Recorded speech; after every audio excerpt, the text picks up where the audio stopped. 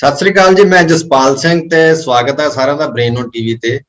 ਦੋਸਤੋ, ਜਿਸ ਤਰ੍ਹਾਂ ਪੰਜਾਬ ਦੇ ਵਿੱਚ ਲਗਾਤਾਰ ਹਾਲਾਤ ਬਦਲਦੇ ਜਾ ਰਹੇ ਹਨ, ਪਿਛਲੇ ਕਾਫੀ ਸਮੇਂ ਤੋਂ ਪੰਜਾਬ ਵੈਸੇ ਅਸ਼ਾਂਤੀ ਦੀ ਇੱਕ ਕਹਿ ਲਓ ਕਿ ਅਜੀਬ ਤਰੀਕੇ ਦੀ ਸ਼ਾਂਤੀ ਜਿਹੜੀ ਕਹਿ ਸਕਦੇ ਹਾਂ ਅਸੀਂ ਉਹ ਫੈਲੀ ਹੋਈ ਹੈ, ਕਿਉਂਕਿ ਪੰਜਾਬ ਦੇ ਲੋਕ ਜਿਹੜੇ ਨੇ ਸੰਤੁਸ਼ਟ ਨਹੀਂ ਹੈਗੇ।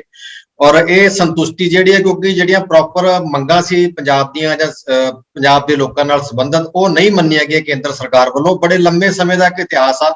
ਸੋ ਖੈਰੋ ਇਤਿਹਾਸ ਅਸੀਂ ਬਹੁਤ ਵਾਰੀ ਚੈਨਲ ਦੇ ਉੱਪਰ ਜਿਹੜੇ ਵੱਡੇ ਸੂਝਵਾਨ ਵਿਦਵਾਨ ਨੇ ਉਹਨਾਂ ਦੇ ਨਾਲ ਅਸੀਂ ਡਿਸਕਸ ਕੀਤਾ ਹੋਇਆ।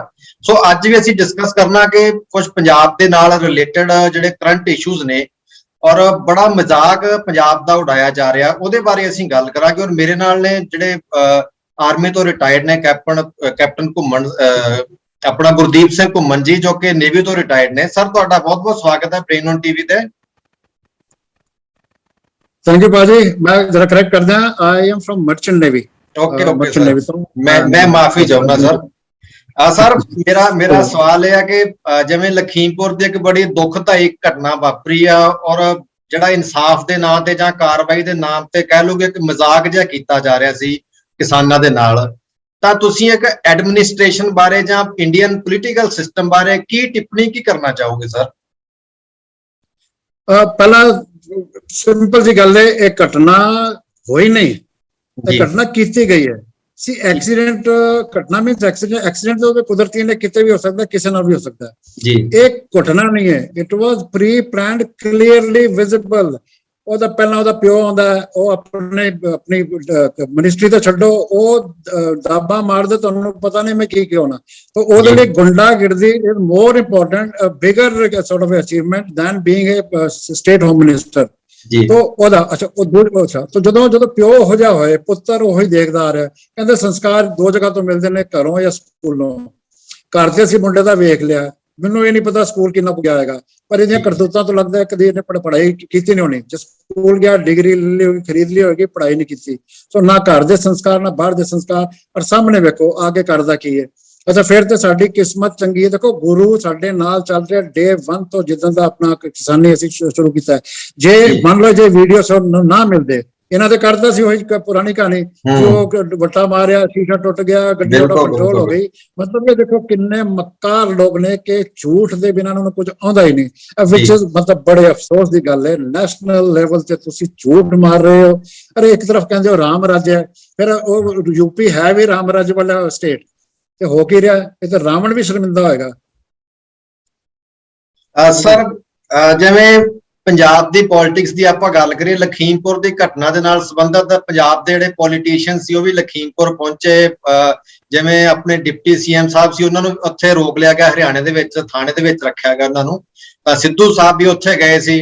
ਤਾਂ ਇਸ ਤਰੀਕੇ ਨਾਲ ਵੱਡੇ ਵੱਡੇ ਲੀਡਰ ਉੱਥੇ ਪਹੁੰਚੇ ਔਰ ਸਾਰੇ ਹੀ ਬੇਵਸ ਹੋ ਕੇ ਬੈਠੇ ਰਹੇ। ਉਹ ਜਿਹੜੀ ਕੋਈ ਸਹਾਇਤਾ ਹੁੰਦੀ ਆ ਪ੍ਰੋਪਰਲੀ, ਉਹ ਕਿਸਾਨਾਂ ਦੀ ਪ੍ਰੋਪਰ ਨਹੀਂ ਕਰ ਪਿਆ, ਕਿ ਸਰਕਾਰੀ ਨੁਮਾਇੰਦੇ ਵੀ ਇਹ ਕੰਮ ਨਹੀਂ ਕਰ ਪਏ, ਤਾਂ ਆਮ ਲੋਕਾਂ ਦੀ ਕੀ ਸੁਣਵਾਈ ਹੋਏਗੀ?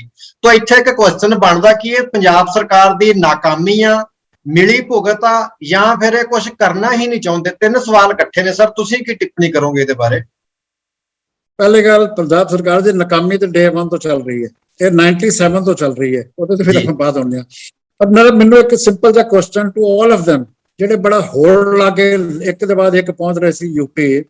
ਅਰੇ ਮੈਨੂੰ ਸਿੰਪਲ ਕੁਐਸਚਨ ਰਾਦਰ ਸਟੇਟਮੈਂਟ, ਜਦੋਂ ਤੁਹਾਡਾ ਪ੍ਰਧਾਨ ਰਾਹੁਲ ਗਾਂਧੀ ਐਂਡ ਪ੍ਰਿਯੰਕਾ ਉੱਥੇ ਪਹੁੰਚ ਗਏ ਨੇ, ਤੁਹਾਡੀ ਉੱਥੇ ਲੋੜ ਕੀ ਹੈ? ਤੁਸੀਂ ਉੱਥੇ ਜਾ ਕੇ ਕਿਹੜੇ ਪੁਆਇੰਟ ਲੈਣੇ ਨੇ? ਤੁਸੀਂ ਆਪਣਾ ਪੰਜਾਬ, ਤੁਹਾਡਾ ਪੰਜਾਬ ਪ੍ਰੋਬਲਮ ਨਾਲ ਭਰਿਆ ਪਿਆ, ਉਧਰ ਤੁਸੀਂ ਧਿਆਨ ਨਹੀਂ ਦੇ ਰਹੇ। ਇੱਧਰ ਜਾ ਕੇ ਗੱਡੀਆਂ ਦੇ ਕਾਫਲੇ ਲੈ ਕੇ ਆਪ ਤੰਗ, ਲੋਕਾਂ ਨੂੰ ਤੰਗ। ਉਸੇ ਜਗ੍ਹਾ ਅਚੀਵ ਕੀ ਕੀਤਾ? ਜੇ ਇਹਨੂੰ ਥੋੜਾ ਐਗਜ਼ਾਮਪਲ ਦੇਣਾ ਹੋਵੇ, ਮੰਨ ਲਓ ਕ੍ਰਾਈਮ ਸੀਨ ਤੇ ਸੂਬੇ ਦਾ ਡੀਜੀਪੀ ਆ ਜਾਂਦਾ ਹੈ, ਸੂਬੇ ਦਾ ਆਈਜੀ ਆ ਜਾਂਦਾ ਹੈ, ਉਹ ਜੋ ਸਾਰਾ ਦੇਖ ਕੇ ਚਲੇ ਜਾਂਦੇ ਨੇ, ਸਾਰਾ ਜੋ ਕਰਨਾ ਕਰ ਲੈਂਦੇ ਨੇ। ਉਹਦੇ ਬਾਅਦ ਕੋਈ ਉਸੇ ਕਾਂਸਟੇਬਲ ਜਾਂ ਐਸਐਚਓ ਆ ਕੇ ਕਹੇ ਜੀ ਮੈਂ ਆਗੇ ਕਰਨਾ ਹੈ, ਤਾਂ ਉਹ ਡਜ਼ ਇਟ ਮੇਕ ਸੈਂਸ? ਮੇਰੇ ਵਿਚਾਰ ਤੇ ਇਹ ਸੀ ਵੀ ਤੁਸੀਂ ਆਪਣਾ ਪੰਜਾਬ ਸਾਂਭੋ, ਜਿੱਥੇ ਤੇ ਪ੍ਰੋਬਲਮਾਂ ਭਰੀਆਂ ਨੇ। ਤੁਸੀਂ ਆਪ ਪਿਛਲੇ ਆਪਣਾ 6 ਮਹੀਨਿਆਂ ਤੇ ਲੱਗੇ ਸੀ ਜੀ, 4.5 ਸਾਲ ਚ ਕੁਝ ਹੋਇਆ ਨਹੀਂ। ਹੁਣ ਜਦੋਂ ਤੁਹਾਨੂੰ ਡਬਾਗ ਡੌੜ ਦਿੱਤੀ ਹੈ, ਤੁਸੀਂ ਕਦੀ ਦਿੱਲੀ ਹੁੰਦੇ ਹੋ, ਕਦੀ ਬਾਹਰ ਹੁੰਦੇ ਹੋ, ਅਚੀਵ ਕੀ ਕਰ ਰਹੇ ਹੋ ਬਾਹਰ ਜਾ ਕੇ? ਇੱਥੇ ਆਓ, ਤੁਸੀਂ ਕੰਮ ਜੋ ਪੰਜਾਬ ਦੇ ਵਾਅਦੇ ਕੀਤੇ ਨੇ ਹੁਣ ਤੇ ਸ਼ੁਰੂ ਤੇ ਕਰੋ। ਅਜੇ ਸ਼ੁਰੂ ਵੀ ਨਹੀਂ ਹੋਏ। ਜੇ ਗਲਤੀ ਨਾ ਲੱਗੇ, 20 ਤਰੀਕ ਨੂੰ ਚੰਨੀ ਸਾਹਿਬ ਨੇ ਆਪਣੀ ਚੀਫ ਮਿਨਿਸਟਰੀ ਦੀ ਕਸਮ ਲੈ ਲਈ ਸੀ ਸੰਵਿਧਾਨਿਕ। ਅੱਜ ਮਹੀਨਾ ਹੀ ਹੋਣ ਤੇ ਆ ਗਿਆ, ਜਦੋਂ ਕੁਰਸੀ ਤੇ ਬੈਠੇ ਸੀ ਕਹਿੰਦੇ ਜੀ ਮੈਨੂੰ 10 ਦਿਨ ਦਿਓ ਫਿਰ ਵੇਖਿਓ ਮੈਂ ਕੀ ਕਰਨਾ। ਜੀ ਤੇ ਅੱਜ ਅਫਸੋਸ ਦੀ ਗੱਲ ਹੈ ਉਹ ਗੱਡੀ ਉੱਥੇ ਦੀ ਉੱਥੇ ਸ਼ੁਰੂ ਹੀ ਨਹੀਂ ਹੋ ਰਹੀ। ਇਹ ਤੇ ਉਹ ਬੱਸ ਹੋ ਗਈ ਜਿਹਦੇ ਚੋਰ ਨੇ ਟਾਇਰ ਕੱਢ ਲੈਂਦੇ ਤੇ ਇੱਟਾਂ ਤੇ ਖੜੀ ਕਰ ਦਿੰਦੇ ਨੇ। ਇਹ ਬੱਸ ਉਹ ਇਹਦੇ ਤੇ ਤੁਸੀਂ ਚੰਨੀ ਸਾਹਿਬ ਨੂੰ ਬਿਠਾਓ, ਜਿੰਨੂੰ ਬਿਠਾਓ, ਸਾਰਿਆਂ ਨੂੰ ਬਿਠਾ ਦਿਓ, ਇਹ ਬੱਸ ਨਹੀਂ ਚੱਲਣੀ। ਸਾਹਮਣੇ ਦਿਸਦਾ ਪਿਆ ਪ੍ਰੋਬਲਮ। ਜਿੱਥੇ ਉੱਥੋਂ ਦੂਰ ਭੱਜਣ ਦਿਓ, ਜਿੱਥੇ ਜਾ ਕੇ ਤੁਸੀਂ ਕਰ ਨਹੀਂ ਸਕਦੇ, ਜਿੱਥੇ ਤੁਹਾਡੀ ਬੇਇੱਜ਼ਤੀ ਹੋ ਰਹੀ ਹੈ, ਤੁਸੀਂ ਡਿਪਟੀ ਤੁਹਾਨੂੰ ਬਾਰਡਰ ਤੇ ਰੋਕਿਆ ਜਾ ਰਿਹਾ, ਕੀ ਇੱਜ਼ਤ ਰਹੇਗੀ ਤੁਹਾਡੀ? ਚਲੋ ਮੈਂ ਕਹਿੰਦਾ ਪਹੁੰਚ ਵੀ ਗਏ, ਵਾਟ ਹੈਵ ਯੂ ਅਚੀਵਡ, ਹੈ ਨਾ? So that is the sad part ਕਿ ਪਾਵਰ ਦਿਓ, ਕੁਰਸੀ ਦਿਓ, ਸਾਰਾ ਦਿਓ। ਜਿਹਨੂੰ ਸਿੱਧੂ ਨੂੰ ਪ੍ਰਧਾਨਗੀ ਚਾਹੀਦੀ ਸੀ ਮਿਲ ਗਈ। 3 ਮਹੀਨੇ ਤੋਂ ਉੱਤੇ ਉਹਦੇ ਹੋ ਗਏ ਨੇ, 4 ਅਸਿਸਟੈਂਟ, 4 ਐਡਵਾਈਜ਼ਰ ਉੱਥੇ ਦੇ ਉੱਥੇ। ਚੰਨੀ ਸਾਹਿਬ ਦੇ ਵੀ ਹੋਈ, ਜੇ ਮੈਂ ਐਡ ਕਰਾਂ ਉਹ ਬਈ ਮੇਰੇ ਖਿਆਲ ਮੋਦੀ ਸਾਹਿਬ ਤੋਂ ਸਿੱਖੀ ਆ ਰਹੇ ਨੇ। ਮੋਦੀ ਸਾਹਿਬ ਨੇ 2016 ਜਦੋਂ ਨੋਟਬੰਦੀ ਆਂਦੀ ਸੀ ਤੇ ਉਹਦੇ ਚੀਖ ਕੇ ਕਹਿ ਰਹੇ ਸੀ ਭਾਈਓ ਬਹਿਨੋ ਮੇਰੇ को 50 दिन दे दो, देखो उसके बाद जो मरना। अरे 50 दिन ਨੂੰ ਅਸੀਂ 1500 ਦਿਨ ਦਿੱਤੇ, ਕੀ ਕੀਤਾ? ਚੰਨੀ ਸਾਹਿਬ ਨੇ ਉਹੀ ਡਾਇਲੌਗ ਮਾਰਤਾ ਜੀ ਮੈਂ ਗਰੀਬ ਦਾ ਮੁੰਡਾ, ਮੈਨੂੰ 10 ਦਿਨ ਦੇ ਦਿਓ। ਇਹ ਕਰ ਕੀ ਰਹੇ ਨੇ? So very sad, very sad. Sir ਜਿਵੇਂ ਤੁਸੀਂ ਗੱਲ ਦੱਸਿਆ ਕਿ ਮੋਦੀ ਸਾਹਿਬ ਨੇ ਵੀ ਕਿਹਾ ਵੀ ਮੈਨੂੰ 50 ਦਿਨ ਦੇ ਦਿਓ। ਉਹ ਤੋਂ ਪਹਿਲਾਂ ਜਿਵੇਂ ਆਪਣੇ ਪੰਜਾਬ ਦੇ ਮੁੱਖ ਮੰਤਰੀ ਸੀ ਕੈਪਟਨ ਅਮਰਿੰਦਰ ਸਿੰਘ, ਉਹਨਾਂ ਨੇ ਵੀ ਗੁਟਕਾ ਸਾਹਿਬ ਫੜ ਕੇ ਜੋ ਵੀ ਬੋਲਿਆ ਉਹ ਸਾਰਿਆਂ ਦੇ ਸਾਹਮਣੇ ਆ। ਤਾਂ ਚੰਨੀ ਸਾਹਿਬ ਦੇ ਬਿਆਨ ਵੀ, ਸਿੱਧੂ ਸਾਹਿਬ ਦੇ ਬਿਆਨ ਵੀ ਸਾਰੇ ਆ ਗਏ। ਹੁਣ ਸਵਾਲ ਇਹ ਬਣਦਾ ਕਿ ਪਿਛਲੇ ਤਕਰੀਬਨ 70 ਸਾਲ ਤੋਂ ਵੱਧ ਦਾ ਸਮਾਂ ਹੋ ਗਿਆ, ਲੋਕ ਇਸੇ ਤਰੀਕੇ ਨਾਲ ਜਿਹੜੇ ਰਾਜਨੀਤਿਕ ਵਾਅਦਿਆਂ ਦੇ ਵਿੱਚ ਸ਼ਿਕਾਰ ਹੋ ਰਹੇ ਨੇ। ਤਾਂ ਤੁਸੀਂ ਇੱਥੇ ਲੋਕਾਂ ਨੂੰ ਕਹੋਗੇ ਕਿ ਉਹ ਬੇਵਕੂਫ ਨੇ ਜਾਂ ਰਾਜਨੀਤਿਕ ਲੋਕ ਜ਼ਿਆਦਾ ਸਿਆਣੇ ਨੇ? ਲੋਕਾਂ ਨੂੰ ਸਮਝ ਨਹੀਂ ਆ ਰਹੀ ਉਹਨਾਂ ਦੀ ਪੋਲਿਟਿਕਸ ਦੀ। ਤੁਹਾਡਾ ਕੀ ਮੰਨਣਾ ਇਹਦੇ ਬਾਰੇ? ਵੈਰੀ ਸਿੰਪਲ, ਲੋਕ ਨੇ ਭੋਲੇ ਜੀ, ਔਰ ਜਿਹੜੇ ਸਾਡੇ ਲੀਡਰ ਨੇ ਇਹ ਮੈਨੂੰ ਵਰਡ ਨਹੀਂ ਮਿਲਦਾ ਪਿਆ, ਮੈਂ ਕੀ ਕਰਾਂ। ਇਹਨਾਂ ਦੀ ਕੋਈ ਦੀਨ ਇਮਾਨ ਨਹੀਂ ਹੈ। ਸੋ ਸਿਆਣੇ ਨਹੀਂ ਨੇ, ਇਹਨਾਂ ਦਾ ਦੀਨ ਇਮਾਨ ਨਹੀਂ ਹੈ। ਬੰਦੇ ਭੋਲੇ ਨੇ। ਇੰਡੀਅਨ ਬਾਏ ਨੇਚਰ ਭੋਲਾ ਕ੍ਰੀਏਚਰ ਹੈ। ਕਿਉਂ? ਉੱਠਦਿਆਂ ਸਾਰ ਪਾਠ ਪੂਜਾ ਲੱਗ ਜਾਣਾ, ਸੱਚ ਤੋਂ ਜੋ ਬਚਪਨ ਤੋਂ ਸਿੱਖਦੇ ਆਏ, ਜੋ ਅਸੀਂ ਤਾਂ ਸਿੱਖ ਗਏ। ਗਰੀਬ ਬੰਦਾ ਸਿੱਖ ਗਿਆ ਬਈ ਝੂਠ ਨਹੀਂ ਬੋਲਣਾ, ਕਿਸੇ ਨਾਲ ਬੇਈਮਾਨੀ ਨਹੀਂ ਕਰਨੀ। ਪਰ ਜਿਹੜੇ ਸਾਡੇ ਨੇਤਾ ਨੇ ਉਹ ਪੁੱਠੇ ਹੋ ਗਏ। ਸੋ ਇਹ ਕੰਬੀਨੇਸ਼ਨ ਬੜਾ ਗਲਤ ਪੈ ਗਿਆ। ਬੰਦੇ ਭੋਲੇ ਤੇ ਸਾਡੇ ਜਿਹੜੇ ਲੀਡਰ ਸੀ ਚੁਣਨੇ, ਉਹਨਾਂ ਦਾ ਨਾ ਦੀਨ, ਨਾ ਈਮਾਨ, ਨਾ ਕੁਝ ਵੀ ਨਹੀਂ ਹੈ। That's a fact. ਬੜੇ ਅਫਸੋਸ ਦੀ ਗੱਲ ਹੈ। ਸਰ ਜਿਵੇਂ ਮੈਂ ਇੱਕ ਗੱਲ ਕਰਦਾ, ਟੈਕਨੀਕਲ ਪੁਆਇੰਟ ਆ ਕਿ ਜਿਵੇਂ ਆਰਮੀ ਦੇ ਵਿੱਚ ਕੋਈ ਬੰਦਾ ਗਲਤੀ ਕਰੇ, ਕੋਈ ਆਫੀਸਰ, ਚਾਹੇ ਕੋਈ ਰੰਗਰੂਟ ਆ, ਚਾਹੇ ਕੋਈ ਸਿਪਾਹੀ ਆਮ ਲੈਵਲ ਤੇ, ਤਾਂ ਉਹਦਾ ਕੋਰਟ ਮਾਰਸ਼ਲ ਬੜੇ ਟੈਕਨੀਕਲ ਤਰੀਕੇ ਨਾਲ ਹੁੰਦਾ ਆ। ਲੇਕਿਨ ਜਦੋਂ ਆਪਾਂ ਬਾਹਰਲੀਆਂ ਅਦਾਲਤਾਂ ਦੀ ਗੱਲ ਕਰਦੇ ਹਾਂ ਤਾਂ ਉੱਥੇ ਕਈ ਸਾਲ ਜਿਹੜੇ ਮਸਲੇ ਨੇ ਲਟਕੇ ਰਹਿੰਦੇ ਨੇ। ਜਿਵੇਂ ਹੁਣ ਆਪਾਂ ਹਾਲ ਫਿਲਹਾਲ ਦੀਆਂ ਘਟਨਾਵਾਂ, ਕਿਸਾਨਾਂ ਦੇ ਨਾਲ ਸੰਬੰਧਿਤ ਕਿੰਨੇ ਲੋਕ ਜਿਹੜੇ ਨੇ ਜਾਨਾਂ ਗਵਾ ਚੁੱਕੇ ਨੇ, ਕਿੰਨਾ ਕੁਛ ਉੱਥੇ ਹੋ ਚੁੱਕਿਆ ਜਿਹੜਾ ਇਲੀਗਲੀ ਆਪਾਂ ਡਿਕਲੇਅਰ ਕਰ ਸਕਦੇ ਹਾਂ ਵੀ ਇਹ ਬਹੁਤ ਕੁਝ ਗਲਤ ਹੋਇਆ। ਈਵਨ ਕਿ ਕਿਸਾਨਾਂ ਦੇ ਨਾਲ ਵੀ, ਔਰ ਜੋ ਵੀ ਸਾਰਾ ਤਮਾਸ਼ਾ ਇੱਥੇ ਦੇਸ਼ ਦੇ ਵਿੱਚ ਹੋਇਆ। ਤਾਂ ਤੁਸੀਂ ਜਿਹੜਾ ਭਾਰਤੀ ਫੌਜ ਦਾ ਜਿਹੜਾ ਕੋਰਟ ਮਾਰਸ਼ਲ ਆ ਔਰ ਬਾਹਰੀ ਜਿਹੜਾ ਜੁਡੀਸ਼ਰੀ ਸਿਸਟਮ ਆ, ਇਹਦੇ ਬਾਰੇ ਤੁਸੀਂ ਕੀ ਕਮੈਂਟ ਕਰਨਾ ਚਾਹੋਗੇ ਕਿ ਦੋਵਾਂ ਦੇ ਵਿੱਚੋਂ ਕਿਵੇਂ ਦੇ ਫਰਕ ਹੋਣੇ ਚਾਹੀਦੇ ਤਾਂ ਕਿ ਲੋਕਾਂ ਨੂੰ ਜਿਹੜਾ ਇਨਸਾਫ ਆ ਜਲਦੀ ਤੋਂ ਜਲਦੀ ਮਿਲ ਸਕੇ?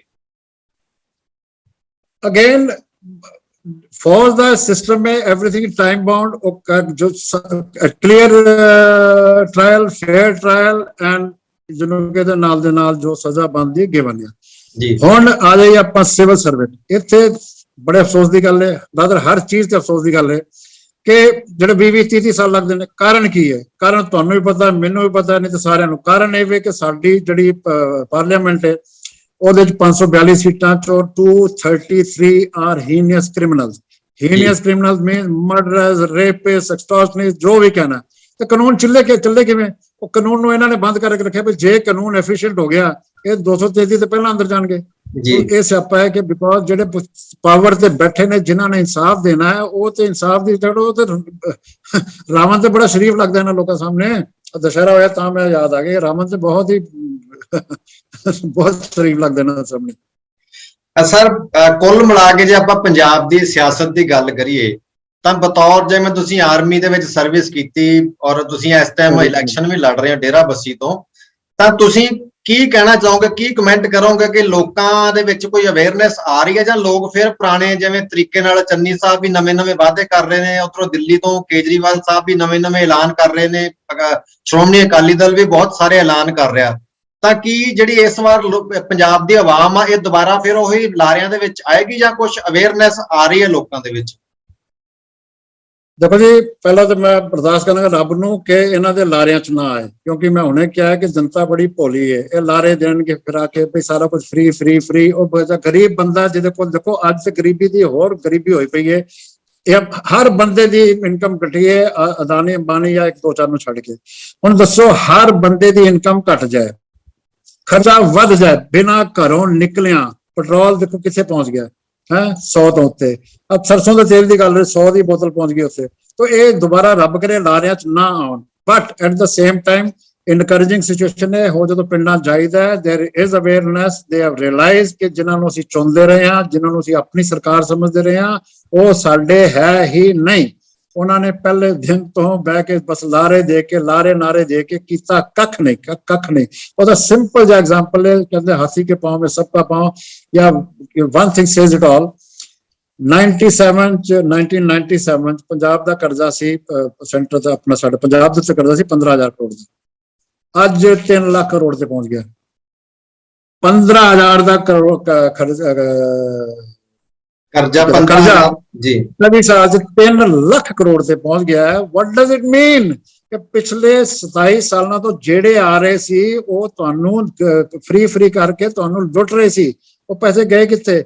ਉਦੋਂ 15,000 ਦਾ ਕਰਜ਼ਾ ਸੀ, ਹੁਣ ਸਾਡਾ 22-23,000 ਕਰੋੜ ਪਰ ਈਅਰ ਇੰਟਰਸਟ ਹੈ। ਤੇ ਸਾਹਮਣੇ ਤੇ ਪਰਫਾਰਮੈਂਸ ਹੈ। ਅਰੇ ਜਿਹੜਾ ਬੰਦਾ ਕਨਫਰਮਡ ਯੂਜ਼ਲੈਸ ਹੈਗਾ, ਆਪਣਾ ਪ੍ਰੂਵ ਕਰ ਰਿਹਾ ਟਾਈਮ ਐਂਡ ਅਗੇਨ। ਯਾਦ ਹੋਏ ਨਾ, ਹਰ ਵਾਰੀ ਡਿਫਰੈਂਟ ਸੀ। ਇਹ 25 ਸਾਲਾਂ ਤੋਂ ਇੱਕ ਸਰਕਾਰ ਨੂੰ 10 ਸਾਲ ਮਿਲੇ, ਦੂਜੀ ਨੂੰ 25 ਸਾਲ ਮਿਲੇ, ਰਾਈਟ। ਹੁਣ ਜਿਨ੍ਹਾਂ ਨੂੰ ਇੰਨੇ 15 ਸਾਲ, ਤੁਹਾਨੂੰ ਕਹਿੰਦੇ ਪਏ ਕਿ ਨਵੀਂ ਨੌਕਰੀ ਲੱਗੇ ਬੰਦਾ ਟਾਈਮ ਲੈਂਦਾ। ਸਾਰੇ ਪੁਰਾਣੇ ਹੰਡੇ ਲੋਕ, ਉਹੀ ਬੰਦੇ, ਉਹੀ ਮਿਨਿਸਟਰੀਆਂ, ਉਹੀ ਸਭ ਕੁਝ, ਉਹੀ ਕਰਪਸ਼ਨ। ਤੇ ਵਾਏ ਕਿਉਂ ਬੰਦਾ ਮੂਰਖ ਬਣੇਗਾ ਦੁਬਾਰਾ ਇਹਨਾਂ ਕੋਲ ਫਿਰ ਜਾਣ ਲਈ? ਇਹਨਾਂ ਪੜ੍ਹਿਆ ਲਿਖਿਆ ਪੰਜਾਬ ਹੈ, ਪੰਜਾਬ ਚ ਕਿਸੇ ਚੀਜ਼ ਦੀ ਕਮੀ ਨਹੀਂ। ਟੈਲੈਂਟ, ਅਕਲ, ਸ਼ਕਲ, ਬਹਾਦਰੀ, ਜੋ ਵੀ ਚਾਹੀਦਾ ਰੱਬ ਨੇ ਭਰਪੂਰ ਦਿੱਤਾ ਹੈ। ਇਹਨਾਂ ਤੋਂ ਬਾਹਰ ਨਿਕਲੋ। ਕਰਨਾ ਕੀ ਹੈ? 117 ਬੰਦੇ ਨਵੇਂ ਲੈਣੇ ਨੇ, 117 ਨਵੇਂ, 3 ਲੱਖ 3 ਕਰੋੜ ਚੋਂ। ਕੋਈ ਮੁਸ਼ਕਿਲ ਨਹੀਂ ਹੈ। ਇੱਥੇ ਤਾਂ ਪਤਾ ਨਹੀਂ ਕਿੰਨੇ PhD ਵਾਲੇ ਨੇ। ਹਰ ਜੱਜਸ, you take any profession, we have the best in the world in that profession available।